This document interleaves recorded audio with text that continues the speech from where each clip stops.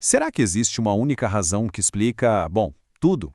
Hoje a gente vai mergulhar fundo numa análise que busca exatamente isso, um propósito central para o universo e para a nossa própria existência.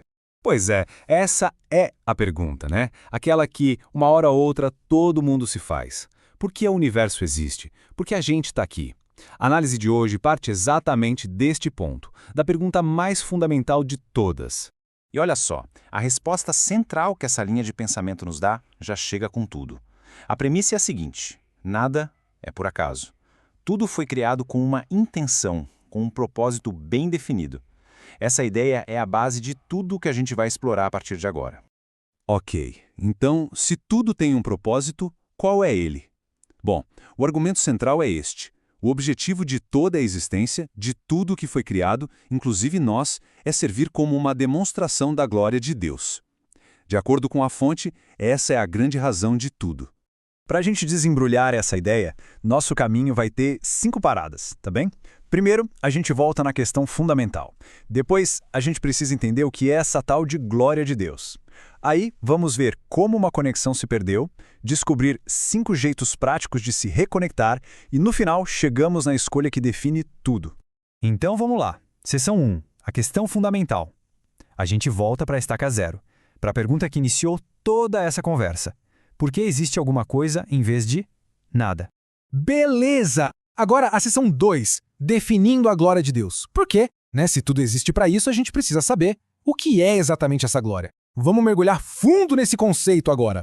Olha, a definição que a fonte nos dá é bem completa, não é uma coisa só, sabe? É como se fosse um combo. É a própria essência de quem Deus é, a expressão do seu poder, o brilho do seu esplendor e até a atmosfera que a presença dele cria. Resumindo, é a manifestação visível de tudo o que ele é por dentro. Tá, mas onde a gente vê isso na prática? A resposta, segundo essa análise, é em todo lugar. Pensa só, desde a menor criatura microscópica até a imensidão da nossa galáxia. E não é só na natureza. O texto também aponta para momentos históricos-chave de revelação, como no Éden ou com Moisés, e afirma que a manifestação máxima, a expressão mais perfeita dessa glória, foi vista na figura de Jesus Cristo. E o que eu acho mais incrível é como isso foi descrito no passado. Não era só uma ideia abstrata. Não. Em relatos históricos, essa glória era algo físico, algo que se podia ver e sentir. As descrições falam de fogo consumidor, uma nuvem imensa, barulho de trovão, fumaça e uma luz tão brilhante que chegado a ofuscar. Imagina só a cena. Ok, vamos para a seção 3. Agora a gente entra na parte da conexão interrompida. Porque se o propósito é refletir essa glória toda, por que às vezes parece tão difícil? O que deu errado no meio do caminho? É aqui que a análise apresenta o grande conflito da história humana. Esse quadro aqui deixa a coisa toda bem clara, né? É um contraste direto. De um lado a gente tem viver para a glória de Deus, que seria cumprir o propósito original. Do outro, viver para a própria glória. E olha como isso é descrito, como rebelião, arrogância e, no fundo, uma desconexão total da fonte de propósito. O nome que o texto dá para isso? Pecado. E essa citação aqui, ela basicamente resume o problema todo. A afirmação é forte. Essa desconexão não é um problema de algumas pessoas, seria uma condição universal. A ideia é que todos, por natureza, acabam vivendo para a própria glória e não para de Deus. Certo, agora chegamos à quarta parte.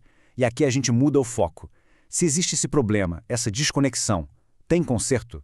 A análise diz que sim, e agora nos dá um mapa, um guia prático com 5 maneiras de realinhar a vida com aquele propósito original. E são esses aqui os 5 caminhos. E veja bem, não são atos isolados, tipo um checklist. A ideia é que seja um estilo de vida. Passo 1, adorá-lo, que é basicamente viver apreciando e amando a Deus.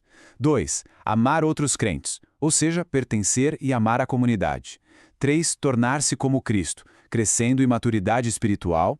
4, servir aos outros usando os próprios dons. E por último, o 5, falar dele aos outros, compartilhar a mensagem.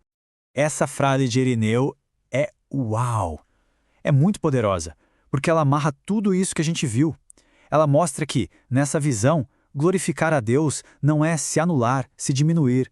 Pelo contrário, é se tornar um ser humano completo, vivo, na sua plenitude. É como florescer, sabe? É atingir o propósito para qual se foi criado. E com isso a gente chega na nossa última sessão, a quinta, a escolha que define a vida.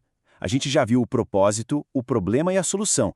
Agora, tudo isso nos leva a um ponto de decisão fundamental, uma encruzilhada.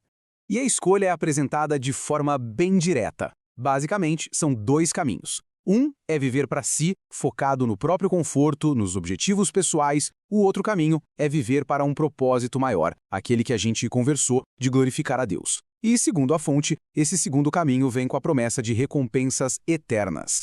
E essa frase aqui, ela resume o paradoxo que está no coração dessa escolha. A ideia é que, ao se tentar apegar a vida só para si, ela se perde. Mas ao se abrir mão dela por um propósito maior, é aí que ela é verdadeiramente encontrada e se torna eterna. É uma visão bem radical sobre o que faz a vida valer a pena de verdade. E para a gente fechar, a análise não termina com uma resposta pronta. Ela termina com uma pergunta para reflexão. E não é sobre grandes gestos, mas sobre o cotidiano. A fonte nos deixa com esta questão para meditar. Em que momentos da rotina diária é possível tornar-se mais consciente dessa glória? É uma pergunta que tira todo esse conceito do campo abstrato e traz para a prática pessoal.